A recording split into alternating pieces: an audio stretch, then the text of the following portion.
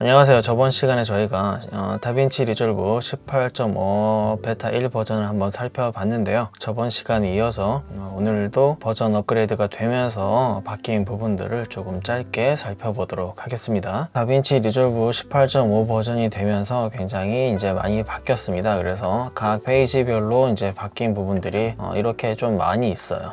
이번 업그레이드에서 많이 변화가 생긴 것 같습니다. 좋은 기능들이 많이 생긴 것 같아요. 근데 이제 이거를 다 살펴보고 테스트하는 건 좀 시간이 걸릴 것 같은데요. 그 중에선 좀 좋아 보이는 것들이 보이면은 계속 좀 소개를 해드리도록 하겠습니다.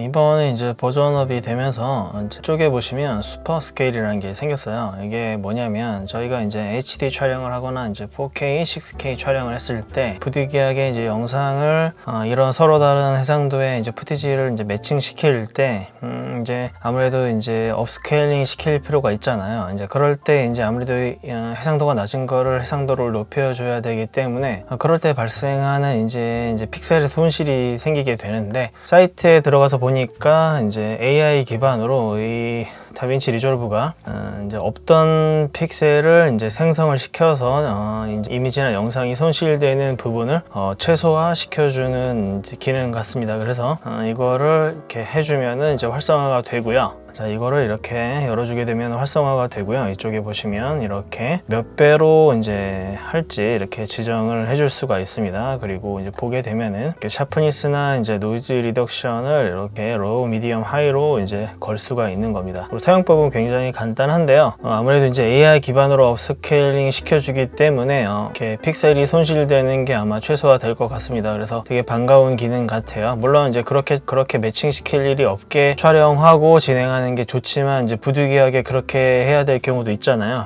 그럴 때 유용하게 쓸 수 있는 기능 같습니다. 이건 다시 꺼주도록 할게요. 저희가 예전에 이제 제가 노드 설명드리면서 한번 이제 언급을 했던 적이 있는데요.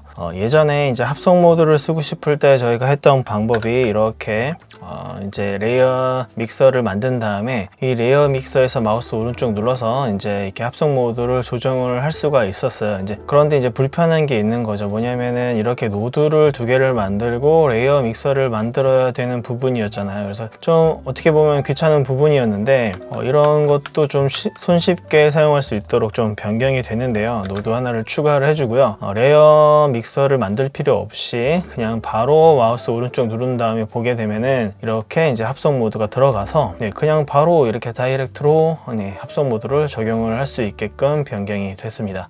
그리고 이번 업그레이드 되면서요, 이제 뎁스 맵을 바로 이제 퓨전 노드에서도 이제 쓸 수 있게 됐거든요. 그래서 추가를 한번 해보도록 할게요. 그래서 뎁스 맵을 이렇게 불러올 수 있고요. 적용시키면은 이렇게 바로 퓨전 탭에서 이제 적용을 시킬 수가 있습니다. 그래서 퓨전 탭에서 이제 이렇게 전경에 있는 오브젝트와 이제 멀리 떨어지는 배경 쪽의 오브젝트를 분리시켜서 합성도 원활히 진행을 할 수가 있고요. 색 보정할 때도 유용하게 할 수 있을 것 같습니다. 그래서 이렇게 적용하시면 되고요. 또 재밌는 기능이 생겨서 좀 소개를 해드려 보도록 하겠습니다. 자, 노드 하나를 추가하고요. 이쪽 밑에 노드를 따로 하나 빼주고 이렇게 연결을 해주도록 하겠습니다. 자, 그런 다음에 이펙트 탭 연 다음에 리라이트라는 기능이 생겼어요. 그래서 연결을 이렇게 해주게 되면은 이제 적용이 되는데, 이 위쪽에 아웃풋 서페이스 맵을 클릭을 해주세요. 그럼 이렇게 변화가 됩니다. 이거를 이제 어떻게 설명드려야 될까 좀 어렵긴 한데요. 3D를 혹시 하셨던 분들은 노멀 맵이라는 게 아실 거예요. 그래서 이미지를 분석을 해서 음영을 구분을 해주는 겁니다. 일종의 이제 베이킹을 건다고 하는 건데, 이제 그렇게 걸어주는 기능이고요. 자, 그리고 여기에 노드를 하나 더 추가를 해줘 보도록 하겠습니다. 그리고 이제 연결을 해줄 텐데요. 연결을 해주고 나서 보면 기본적인 노드는 입력 하나, 출력이 하나죠.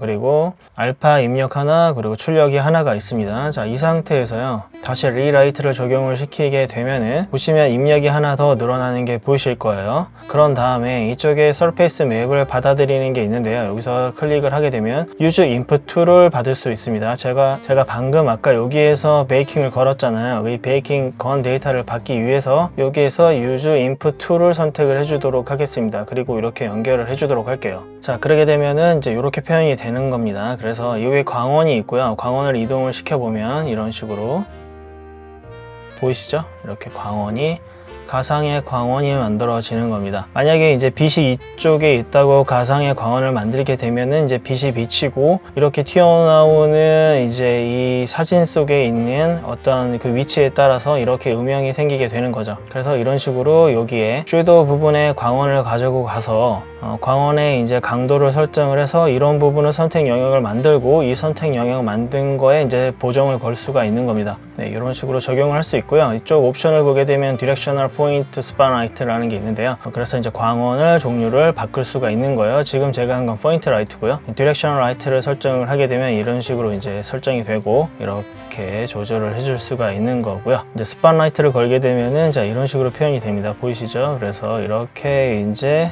손전등 비추는 것처럼 이제 라이팅이 설정이 되는 거죠. 이런 식으로도 적용을 시킬 수가 있는 겁니다. 그래서 이제 포인트 라이트로 적용을 하게 되면 네, 이런 식으로 되는 거죠. 네, 그리고 이제 이쪽에 있는 이제 요거를 꺼주고요. 꺼준 다음에 보시게 되면은 하이라이트를 켜주게 되면은 지금 선택 영역이 이렇게 지정이 된 게 보이실 거예요. 그래서 여기에 이 선택 영역 안에 이제 보정을 걸 수가 있는 겁니다.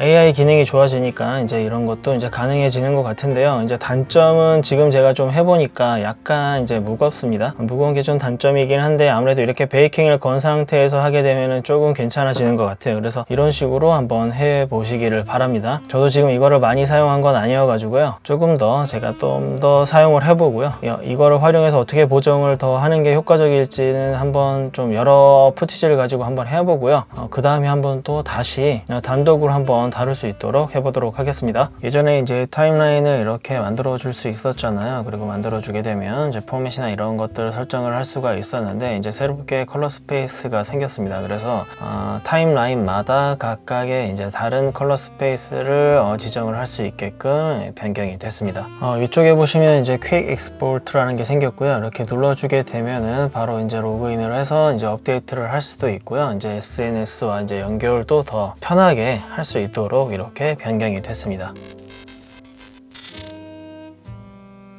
USD 3D 오브젝트를 저희가 좀 살펴봤었어요. 그래서 굉장히 좀 좋아졌다, 메탈릭이 표현이 된다, 이런 식으로 제가 설명을 드렸는데 이제 그것과 이어서 조금 더 설명을 드리도록 하겠습니다. 제가 이제 이게 가져왔는데요. 지금 이거를 설명드리기 이전에 이제 블렌더로 살짝 넘어가도록 할게요. 이제 블렌더로 넘어왔습니다. 지금 제가 간단하게 이제 어떤 이런 오브젝트를 만들어 놨는데요. 이거를 렌더 화면으로 좀 보도록 할게요. 자, 이제 화면으로 보게 되면은 블렌더에서는 EV 엔진이라는 렌더 엔진이 있어요. 그래서 이 기본 렌더 엔진으로 표현되는 모습입니다, 이게. 그래서 이런 식으로 이제 표현이 되고 있어요. 그래서 간단하게 이제 재질을 입혔고요.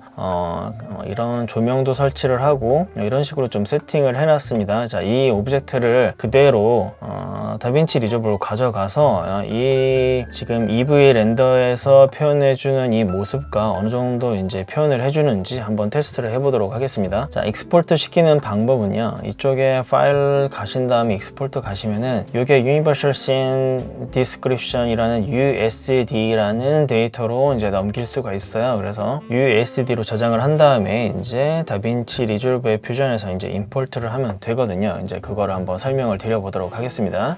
블렌더에서 익스포트 시킨 USD 데이터를 가지고 오기 위해서는요. 이제 uloader라는 걸 사용을 해야 되는데요. 이쪽 툴 항목에 보시면은 아래쪽에 USD 관련 노드들이 이렇게 정리가 되어 있어요. 이쪽에 보시면 uloader라는 게 있습니다. 그래서 제가 지금 이렇게 만들어 놨고요. 저번 시간에 제가 설명을 해드렸듯이 이제 umerge, 카메라, 돔 라이트, 렌더만 이렇게 세팅을 해놨습니다. 그리고 uloader로 이렇게 브라우저를 통해서 이제 익스포트 시켰는데요. 머지를 뿌려주고요. 카메라를 뒤로 이제 Z축으로 좀 빼주도록 하겠습니다. 그리고 이제 타겟을 정해주고요. 살짝 이제 각도도 좀 변경을 해보도록 할게요. 이 정도 틀까요? 그런 다음에 이제 렌더를 이렇게 뿌려주도록 하겠습니다. 사이즈가 너무 크니까요. 이거 줄여줄 때는 이제 U 트랜스폼이 있거든요. 그래서 이거를 적용을 시켜주고 여기서 사이즈를 줄여주시면 됩니다. 그리고 좀 잘 보일 수 있도록 약간 위로 올려주도록 할게요. 이렇게 카메라는 약간 조금 더 틀까요? 약간 이런 식으로 좀 더 틀겠습니다. X축도 좀 틀고요. 네, 이렇게 이제 틀었습니다. 그리고 이제 돔 라이트를 적용을 시켰는데요. 이제 돔 라이트를 체크를 해지를 하게 되면은 지금 제가 이 렌더를 씬으로 바꾸도록 할게요. 이제 바꾸게 되면은 지금 이렇게 이제 표현이 되는데요. 지금 보니까 제가 아까 블렌더에서 이제 조명들을 설치를 한 게 있고요. 재질을 설치를 했는데 그것들은 잘 들어간 것 같아요. 그래서 한 이 정도 표현이 되고요. 돔라이트를 연결하게 되면 이렇게 좀 밝아지는데, 이제 돔라이트를 설치를 하고 트랜스폼으로 간 다음에 이런 이제 로테이션을 이제 변경을 할 수가 있어요. 그래서 변경을 한번 해보도록 하겠습니다. 이렇게. 자, 이렇게 이제 빛이 비치는 이제 방향을 좀 설정을 할 수가 있는데, 이제 여기서 좀 재미있게 보이는 부분은요. 지금 제가 이런 부분에 이제 메탈릭 재질을 이제 블렌더에서 이제 적용을 시켰어요. 그런 부분들이 이렇게 표현이 되는 것 같습니다. 그래서 보시면은 이렇게 메탈릭한 이런 느낌이 그대로 이제 나게 되는 거죠. 그래서 기본 재질을 그냥 넣은 건데요. 그런 기본 재질은 잘 수행을 하고 있는 것 같습니다. 물론 이제 더 디테일하게 세팅을 하려면 라이트도 더 추가를 해주고 합성을 좀 해줘야 될 텐데요. 이제 그런데 사실은 다빈치 리졸브에서 이런 오브젝트를 가지고 올 일은 거의 없죠. 보통 이제 영상이랑 3D 오브젝트를 합성을 할 때 좀 쓰일 텐데요. 저는 지금 그냥 아예 오브젝트 통째로 가지고 온 거고요. 촬영한 영상에 맞춰서 3D를 이제 보정을 해야 되는 부분인데, 기존에 FBX로 불러오던 오브젝트 데이터보다 많이 향상이 되었고요. 표현도 지금 3D 툴에서 적용한 이제 오브젝트나 재질이나 이런 것들이 잘 적용이 되는 것 같습니다. 오류도 거의 없어요. 괜찮게 아주 잘 쓸 수 있을 것 같습니다. 기존의 3D 툴에서 이제 세팅한 결과를 그대로 가지고 올 수는 없어요. 왜냐면 툴이 다르고 아무리 이제 데이터 호환을 한다고 하더라도 거기서 사용하는 이제 엔진도 다르고 여러 가지 다르기 때문에 이렇게 호환되는 것 자체는 굉장히 좋은 겁니다. 그래서 지금 이렇게 그냥 이 오브젝트로 살펴보니까 괜찮게 이제 연동을 할 수 있겠다라는 생각이 들고요. 사실 이런 작업을 해줄 때 영상 합성을 3D 오브젝트와 영상을 합성을 해줄 때는 노크가 훨씬 좋았는데요. 퓨전도 지금 이렇게 발전되는 걸로 봐서는 더 좋아질 수 있을 것 같습니다. 그래서 블렌더의 오브젝트를 가지고 와서 간단하게 이렇게 테스트를 한번 해봤습니다. 호환은 잘 된다라는 거, 문제없이 된다라는 거 확인할 수 있었고요. 그리고 좀 가볍게 움직인다, 그런 부분도 좋은 것 같습니다. 그래서 오늘은요, 짧게 이제 퓨전 탭에서 이제 뎁스맵 적용되는 부분, 이제 합성 모드 간단하게 적용되는 부분, 그 다음에 이제 USD 데이터를 가지고 오는 부분들 여러 가지 테스트를 좀 해봤는데요. 아직은 이제 베타 버전이다 보니까요, 충돌도 많고 최적화도 덜 되어 있는 부분이 많이 있고, 여러 가지 좀 아무래도 베타 버전이니까 불안정한 부분은 좀 많이 보이는데요. 계속 이제 베타 버전이 나오면서 아마 개선이 되겠죠. 그래서 이제 정식 버전을 좀 기다리게 되는 거고, 기대를 하게 되는 것 같습니다. 자, 오늘 영상은 여기까지 살펴보도록 하겠습니다. 영상 시청해 주셔서 감사합니다.